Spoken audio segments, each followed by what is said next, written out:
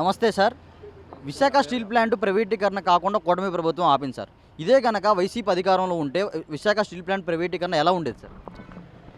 NDA ప్రభుత్వం అధికారంలో రాకముందే మా నాయకుడు చంద్రబాబు నాయుడు గారు ఆ రోజు వైజాగ్లో విశాఖపట్నం స్టీల్ ప్లాంట్ ఉద్యోగస్తులు కూడా హామీ ఇవ్వడం జరిగింది. ఎట్టి పరిస్థితుల్లో స్టీల్ ప్లాంట్ని ప్రైవేటీకరణ కానివ్వము, ఈ పరిశ్రమ ఇలాగే కొనసాగిస్తాం, మీ ఉద్యోగస్తులకు ఎలాంటి ఇబ్బంది లేకుండా చేస్తామని చెప్పి కూడా ఆ రోజు చంద్రబాబు నాయుడు గారు చెప్పడం జరిగింది. అనుకున్న విధంగానే మరి రాష్ట్రంలో కేంద్రంలో ఎన్డీఏ ప్రభుత్వం అధికారంలో రావడం జరిగింది. మరి వచ్చిన వెంటనే చంద్రబాబు నాయుడు గారి చొరవతోటి మరి కేంద్ర ప్రభుత్వం వెంటనే మరి విశాఖ స్టీల్ ప్లాంటు డెవలప్మెంట్ కోసం కానీ అడ్జస్ట్మెంట్ కోసం కానీ 11,500 కోట్ల రూపాయలని డబ్బును కూడా కేటాయించడం జరిగింది. అందుకని ఇక రాబోయే రోజుల్లో విశాఖ స్టీల్ ప్లాంట్కి ఎలాంటి ఇబ్బంది ఉండదని చెప్పి కూడా మా ఎన్డీఏ ప్రభుత్వం తరపున మేము చెప్తున్నాము. కానీ ఇప్పటికీ కేంద్ర ప్రభుత్వం కానీ మా చంద్రబాబు గారి నాయకత్వంలో త్వరలోనే తప్పకుండా దానికి ప్రత్యేకంగా మైన్స్ కేటాయించి విశాఖపట్నం స్టీల్ ప్లాంట్ని కొనసాగే విధంగా తప్పకుండా చర్యలు తీసుకుంటుంది ప్రభుత్వం చెప్పి కూడా ఈ సందర్భంగా మేము తెలియజేసుకుంటాము. అదే వైఎస్ఆర్ పార్టీ అధికారుల కనుక ఉన్నట్టయితే ఈ పార్టీ స్టీల్ ప్లాంట్ ఎప్పుడో అమ్మేసి వెళ్ళిపోయేవాళ్ళు. ఈరోజు ఎన్డీఏ ప్రభుత్వం అధికారంలో రావడం వల్ల స్టీల్ ప్లాంట్ నిలబడింది మన రాష్ట్రానికి ఒక ఐకానిక్ గుర్తింపు అది మన వైజాగ్ స్టీల్ ప్లాంట్ అనేది. ఆంధ్రుల హక్కు వైజాగ్ స్టీల్ ప్లాంట్ అని చెప్పి ఎంతో పోరాటాలు చేసి సాధించుకున్న ఉక్కు ఫ్యాక్టరీని ఈరోజు మన తెలుగుదేశం పార్టీ ఆధ్వర్యంలో కేంద్రం ఎన్డీఏ ఉన్న ప్రభుత్వ సహాయ సహకారాలతోటి మరి ఈరోజు విశాఖపట్నం ఉన్న ఉక్కు పరిశ్రమని కొనసాగించడం జరుగుతుందని చెప్పి ఈ సందర్భంగా తెలియజేసుకుంటున్నాను సార్. అలాగే ఒక టీడీపీ కార్యకర్తగా కాకుండా ఒక సామాన్యుల్లాగా నేను అడిగేదానికి నిజంగా సమాధానం చెప్పండి సార్. ఈ 7 నెలల టీడీపీ కూటమి ప్రభుత్వం యొక్క పరిపాలన, వాళ్ళ పనితీరు మీకు ఎలా అనిపిస్తుంది సార్? ఈ 7 నెలల్లో ఎన్నికల ముందు ఏమైతే మేము సూపర్ 6 పథకాలు అమలు చేస్తామని చెప్పామో ఆ పథకాలన్నీ విజయవంతంగా అమలు చేసి ఇప్పటికే చూపించడం జరిగింది. అందులో ముఖ్యమైనది పేదల ఆకలి తీర్చే అన్న క్యాంటీన్, 5 రూపాయలకు అన్న క్యాంటీన్ కూడా ప్రారంభించి ఈరోజు రాష్ట్రంలో మరి పేద ప్రజల ఆకలి తీరుస్తున్న ఘనత ఈ తెలుగుదేశం పార్టీ ప్రభుత్వాన్ని. మరి అలాగే ఉచితంగా 3 గ్యాస్ సిలిండర్లు ఇస్తానన్నాం, దాన్ని కూడా అమలు చేస్తున్నాం. అలాగే రైతులకు కూడా త్వరలోనే 20,000 రూపాయల ఖాతాలు ఇవ్వడం జరుగుతుంది. త్వరలోనే మహిళలకు కూడా ఆర్టీసీ బస్సు ఉచిత ప్రయాణం అని చెప్పి కూడా వాగ్దానం చేయడం జరిగింది. దాన్ని రేపు ఉగాది పండుగ నుంచి కూడా ఆ ఉచిత ప్రయాణాన్ని కూడా మేము దానికి కూడా ఏర్పాటు చేస్తున్నాం.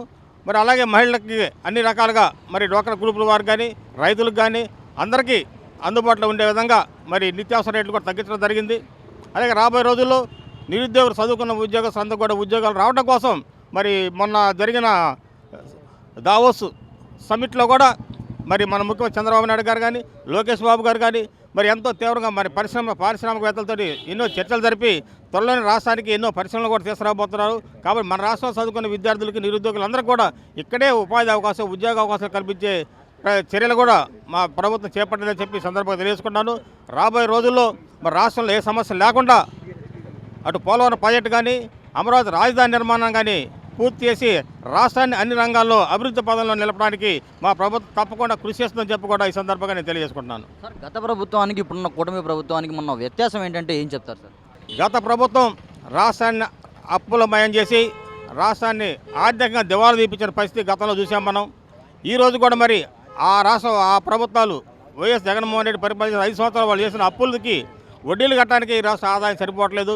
మరి రాబోయే రోజుల్లో కూడా రాష్ట్ర ఆదాయాన్ని పెంచుకొని మరి సంక్షేమ పథకాలే కాదు మరి రాష్ట్రంలో అభివృద్ధి పథకాలు, రాజధాని నిర్మాణం కానీ పోలవరం ప్రాజెక్టులు కానీ అలాగే రోడ్ల నిర్మాణానికి కానీ మరి రాష్ట్రానికి కావాల్సిన అన్ని ఇన్ఫ్రాస్ట్రక్చర్స్ కూడా ఈ తెలుగుదేశం ప్రభుత్వంలో పూర్తిగా నిర్మాణం చేసి సంక్షేమ కార్యక్రమాలతో పాటు అభివృద్ధిని కూడా చేసి చూపిస్తామని చెప్పి ఈ సందర్భంగా మేము తెలియజేసుకుంటున్నాము. గత ప్రభుత్వం మరి ఎక్కడైనా సరే ఒక తట్ట మట్టి వేసిందా, ఒక చిన్న రోడ్డు అనేసారా మీరు ఒకసారి చూడండి. ఈరోజు రాష్ట్రంలో మొన్నటి వరకు చూస్తే రాష్ట్రంలో ఎక్కడ పడ్డ గుంతల రోడ్లు. మరి ఈరోజు రాష్ట్రంలో మరి ప్రభుత్వం వచ్చిన 4 నెలల్లోనే రాష్ట్రంలో ఉన్న అన్ని రోడ్లను కూడా సుమారు 850 కోట్ల రూపాయలతోటి రోడ్ల నిర్మాణం పూర్తి చేపట్టడం జరిగింది. అలాగే గ్రామాల్లో కూడా 4,500 కోట్లతోటి గ్రామాలకు కావాల్సిన మౌలిక వసతులు, డ్రైన్స్ కానీ డ్రింకింగ్ వాటర్ కానీ సిమెంట్ రోడ్లు కానీ వేయడం జరుగుతుందని చెప్పి ఈ సందర్భంగా తెలియజేసుకుంటున్నాం. సార్, ఈ 6 నెలల్లోనే కూటమి ప్రభుత్వం ఫెయిల్ అయిపోయిందని చెప్పి జగన్మోహన్ రెడ్డి గారు అంటున్నారు. ఇంకా 2-3 నెలల్లో మళ్ళీ ఆయన ముఖ్యమంత్రి అవుతానంటున్నారు. ఇదంతా వైఎస్ జగన్మోహన్ రెడ్డి గారు ఆడే మైండ్ గేమ్ ఇది. ప్రభుత్వం ఏ విధంగా వైఫల్యం చెందింది? ఇచ్చిన సూపర్ 6 పథకాలు మొత్తం అమలు చేస్తున్నాము, అమలు చేశాము. ఇంకా మిగతా పథకాలు కూడా త్వరలోనే 2-3 నెలలు అమలు చేయబోతున్నాము. మరి ఆయనలాగా మాట తిప్పేవాళ్ళం కాదు, మడం తిప్పేవాడు కాదు మా చంద్రబాబు నాయుడు గారు కానీ మా ఎన్డీఏ నాయకులు కానీ. ఇలా కేంద్ర ప్రభుత్వ సహాయ సహకారాలతోటి మరి రాష్ట్రంలో అన్ని రంగాల్లో ముందుకు పోతున్న సంగతి మనం చూస్తున్నాము.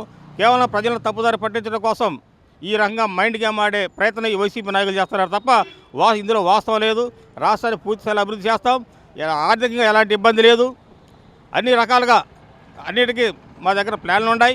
కేంద్ర ప్రభుత్వం కూడా బాగా సహకరిస్తుంది మన రాష్ట్ర అభివృద్ధి కోసం. కాబట్టి రాబోయే రోజుల్లో కూడా ఇలాంటి సమస్యలు ఉండవు. వైసీపీ గవర్నమెంట్ కంటే కూడా ఎన్నో రెట్లు మెరుగ్గా మా ఎన్డీఏ ప్రభుత్వ పరిపాలన ఉందని చెప్పి ఈ సందర్భంగా చెప్పుకుంటున్నాను. ఈ వీడియో నచ్చితే లైక్ చేయండి. అలాగే మా ఛానల్ ని ఫస్ట్ టైం కనుక చూస్తున్నట్టయితే ఇప్పుడే సబ్స్క్రైబ్ చేసుకుని పక్కనే ఉన్న గంట సింబల్ ని యాక్టివేట్ చేసుకోండి. అప్పుడే మేము పెట్టే ప్రతి వీడియో మీకు నోటిఫికేషన్ గా వస్తుంది. అలాగే ఈ వీడియో పూర్తిగా చూసినందుకు ధన్యవాదాలు.